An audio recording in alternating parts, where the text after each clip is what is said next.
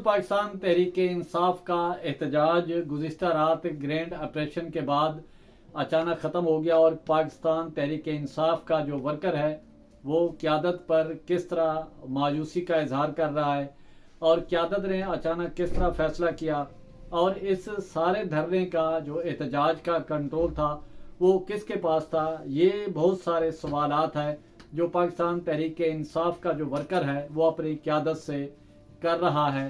कि अचानक पाकिस्तान तहरीक इंसाफ की क़यादत जो एहतजाज को जलूस को कंट्रोल कर रही थी, इंस्ट्रक्शन दे रही थी, वो अचानक कहाँ गायब हो गई। और डी चौक में जो इतनी शेलिंग हुई और जो क़यादत है पाकिस्तान तहरीक इंसाफ की, ये कहाँ भाग कर चली गई और किन्होंने गाड़ी प्रोवाइड की और अचानक किसका उनको फ़ोन आया कि उसके बाद फिर बुशरा बीबी और अली अमीन गंडापुर मौके से गायब हो गए। तो बात करें पाकिस्तान तहरीक के इंसाफ के एहतजाज की, तो बैरिस्टर गौहर और बैरिस्टर सैफ ज़राए का ये बताना है कि बैरिस्टर गौहर और बैरिस्टर सैफ और उमर अयूब खान वफाकी वज़ीर दाखिला के साथ मुसलसल राब्ते में थे और हसन अब्दाल से उनको हेलीकॉप्टर के ज़रिए बानी पीटीआई चेयरमैन से मुलाकात भी करवाई गई। बानी पीटीआई चेयरमैन से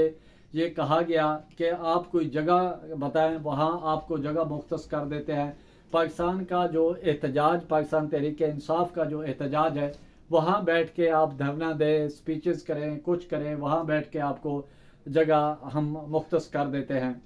तो जब बैरिस्टर गौहर और बैरिस्टर सैफ वफाकी वज़ीर दाखिला को पाकिस्तान तहरीक इंसाफ के चेयरमैन इमरान खान का पैगाम पहुंचाया और उन्होंने ये कहा कि ठीक है, जो आप जगह देना चाहते हैं हम वहीं तक वहाँ पर हम एहतजाज करेंगे और वहाँ पर बैठेंगे। तो जब ये बुशरा बीबी को ये बताया गया कि बानी पीटीआई चेयरमैन ये कह रहे हैं कि हुकूमत की जानिब से जो जगह दी जाती है वहाँ पर आप बैठ जाएं और एहतजाज करें, तो बुशरा बीबी ने इनकार कर दिया और कहा कि नहीं, हम डी चौक ही जाएंगे। और ज़राए का ये भी बताना है कि अली अमीन गंडापुर वज़ीर आला केपी के अली अमीन गंडापुर और बुशरा बीबी के दरमियान झड़प भी हुई और अली अमीन गंडापुर भी इस बात पे कायल था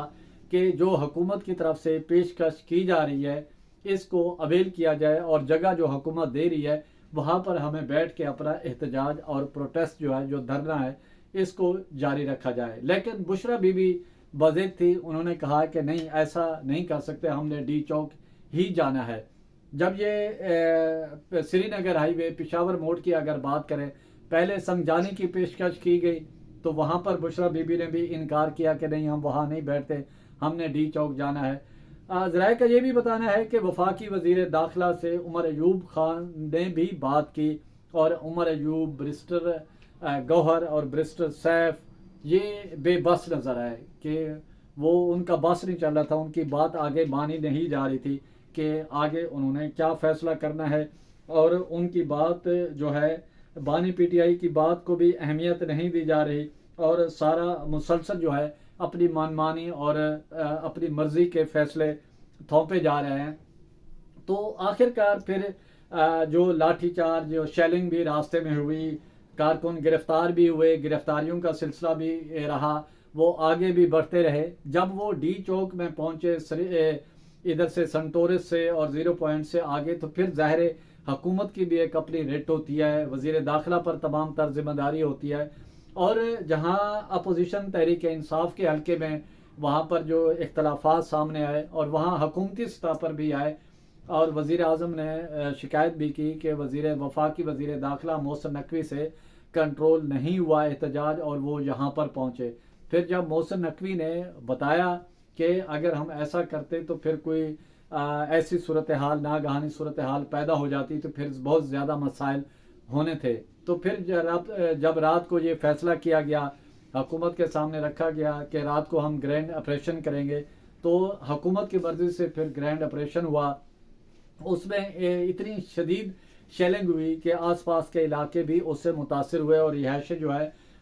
जो लोग रिहायश पजीर हैं वो भी मुतासर हुए शेलिंग से। पाकिस्तान तहरीक इंसाफ ये दावा कर रही है कि उनके मुतादिद जो कारकुन हैं वो जाँ बहक हुए हैं, लेकिन हुकूमत का ये बताना है कि ऐसा कोई भी वाक़या नहीं हुआ گولیاں نہیں چلی، البتہ شیلنگ تو ضرور ہوئے، یعنی کہ آنسو گیس وغیرہ تو یہ ظاہر استعمال ہوئے ہیں۔ اور حکومت یہ بھی کہہ رہی ہے کہ 650 یا 600 سے زائد جو کارکن ہیں ان کو گرفتار کیا گیا، اور ان میں سے 37 کارکن جو ہیں وہ افغانی تھے اور دیگر جو تھے وہ پاکستانی اس میں شامل تھے۔ اور یہ بھی کہا گیا کہ اے ایس پی بھی اس کی آنکھ پہ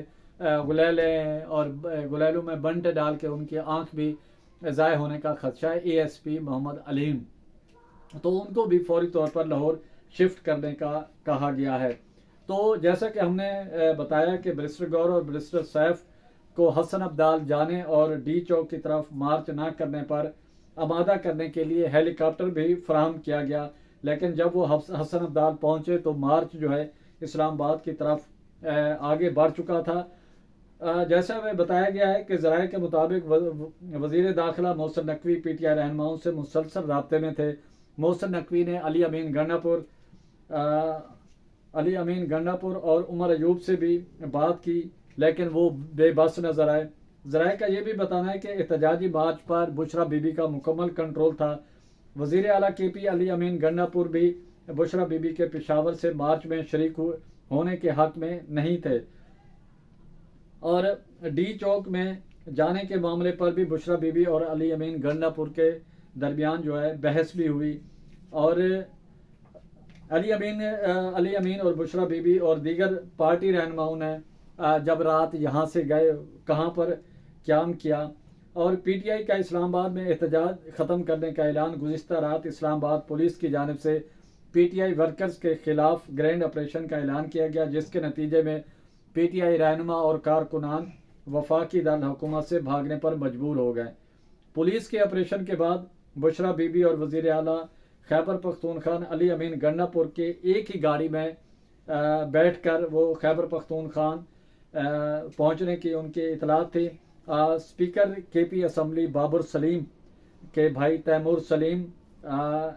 کا یہ بتانا ہے کہ وزیر اعلیٰ خیبر پختونخوا علی امین گنڈا پور اسلام آباد سے مانسیرا پہنچے، اور علی امین بشرا بی بی اور عمر ایوب جو ہے اسپیکر کے پی اسمبلی سلیم کی رہائش گاہ پر بابر سلیم کی رہائش گاہ پر پہنچے۔ اور ذرائع کا یہ بھی بتانا ہے کہ وزیر اعلیٰ خیبر پختونخوا علی امین گنڈا پور اور بشرا بی بی رات کو سرکٹ ہاؤس مانسیرا میں انہوں نے وہاں پر قیام کیا۔ اپوزیشن لیڈر عمر ایوب اور اسپیکر کے پی اسمبلی بابر سلیم سواتی بھی ان کے ہمراہ تھے جب بشرا بی بی اور علی امین گنڈا پور وہاں پر مانسیرا میں سرکٹ ہاؤس قیام کر رہے تھے، تو پاکستان تحریک انصاف کے ورکر یہاں پر پولیس کے ہاتھوں مار کھا رہے تھے اور شیلنگ برداشت کر رہے تھے۔ ورکر بیچارہ تو پارٹی کے ساتھ مخلص ہوتا ہے، اور سیاستدان اپنے ورکر کے ساتھ کب مخلص ہوگا؟ سیاستدان ہمیشہ اپنے لیے راستہ کھلا چھوڑتا ہے، لیکن شاید پاکستان تحریک انصاف کی قیادت ابھی سیاسی پختگی کو شاید نہیں پہنچی، وہ ان معاملات کو احساسیت کا شاید انہیں اندازہ نہیں ہے۔ جو گزشتہ رات ہوا وہ گورنمنٹ کی فیور میں گیا، پاکستان تحریک انصاف کو سیاسی طور پر ایک بڑا دھچکا لگا ہے، ان کا پارٹی ورکر جو ہے انتہائی مایوس ہوا ہے، اور کم از کم 6 مہینے تک پاکستان تحریک انصاف کو دوبارہ اسٹیج پر آنے کے لیے کم از کم 6 مہینے لگیں گے۔ اور حکومت کے لیے وقتی طور پر تو حکومت کی کامیابی ہے، لیکن حکومت کے لیے بھی آنے والے وقتوں میں مسائل پیدا ہو سکتے ہیں۔ جب کو آپ کو بتاتے چلیں کہ ڈی چوک اب کلیئر ہے، جناح ایوینیو، 0 پوائنٹ، فیض آباد عام ٹریفک کے لیے کھول دیا گیا، اور بس کے اڈے جو بند کرائے گئے تھے وہ بھی اب اوپن ہو گئے، گیسٹ ہاؤس پر جو پابندی تھی وہ بھی اوپن ہو گئے، اور سب سے بچوں کے لیے جو بری خبر کہیں، ہمارے لیے تو اچھی خبر ہے، بچوں کے سکول اوپن ہو گئے ہیں، کل سے بچے بھی سکول جائیں گے۔ اسی کے ساتھ پرچار کی ٹیم کو اجازت دیں، گرد و نواح کا خاص خیال رکھیں، لوگوں کے لیے آسانیاں پیدا